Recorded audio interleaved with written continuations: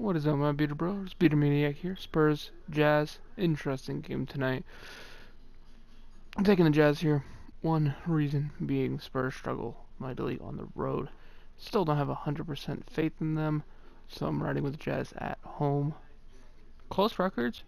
They are technically tied with the Jazz having the win percentage tie, so this game could be very important heading into the playoffs where we are about to enter the final 20 game stretch. We need the Cavs at the Pacers. Cavaliers are awful. If they lose tonight, they lose their 45th game of the season already. Indiana's favored by 14.5. Oh, I forgot to mention Spurs Jazz. Jazz are favored by 7. It's going to be a tough cover, but I'm going to pick the cover anyway. But fair warning, it's still risky. And you get the Cavs Pacers by 14.5. I feel more comfortable picking the Pacers covering in this one just because I feel like they're starting to get back into rhythm after the Oladipo injury, and I think that's extremely important. Plus, the Cavaliers aren't that good at all, like at all. Hawks. Hornets favored by 2.5 in this one, but something in my head is telling me to pick the Hawks in this one. I don't know why the Hawks defense or the Hawks point per game differential is close to sub 8. It's actually sub 7.5. They did beat Washington and Phoenix in the last 2 victories, so that's not really saying much. Although my heart's telling me to pick Atlanta, I gotta pick Charlotte here to get 1 game below 500. I think it should be a good game. Very much look for Atlanta to be on the upset alert. 2.5 point spread favoring the Hornets. I think they can cover. I'm gonna pick them to cover. And you get the Raptors at the Knicks. Raptors by 13.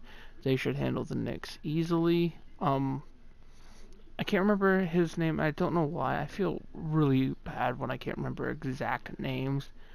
But besides Moutier, the new people new to the Knicks, because there's multiple people obviously. They are Dennis Smith Jr. That's who I was thinking of. Or was it Wesley Matthews? I think it was Dennis Smith. Well, either one they got from the Mavericks. I think they're contributing nicely. I just can't remember because it was on ESPN this morning. It was like 2 o'clock in the morning, so I kind of just glazed over it. But I don't think they have enough depth to upset the Raptors. That's going to be the issue here. 13-point favorites for the Raptors, quite large, but I'm picking them to cover. And then you get the Clippers at the Celtics. Celtics by 11.5. With all the trades, I do think the Clippers lose. If they had Tobias Harris and Boban still, I would honestly think they would win, but I gotta pick the Celtics at home with no Tobias Harris for the Clippers. Wizards Bulls. This one's very interesting for sure. Bulls and Wizards making interesting moves during the trade deadline. Wizards by 2.5. I think they win. I think they cover. Bulls are definitely one of the enigmas in the NBA where they typically suck, but for some random reason in some of the weirdest games they just show up and they play so well. They get the Pelicans at the Grizzlies. Memphis favored by 2.5 here. I believe this should be the debut of CJ Miles and such in New Orleans, so it should be very interesting. But with no Valanciunas to replace the hole left by Gasol, I think the Pelicans win since Anthony Davis. I don't know if Anthony Davis will be playing because it's a back-to-back, but I think Drew Holiday should do enough in this game. I'm going to pick the Pelicans in the upset, spread-wise, because the Grizzlies are favored in the spread. And you got the Thunder at the Rockets, ABC, 8:30 p.m. Eastern, 5:30 p.m. Pacific time.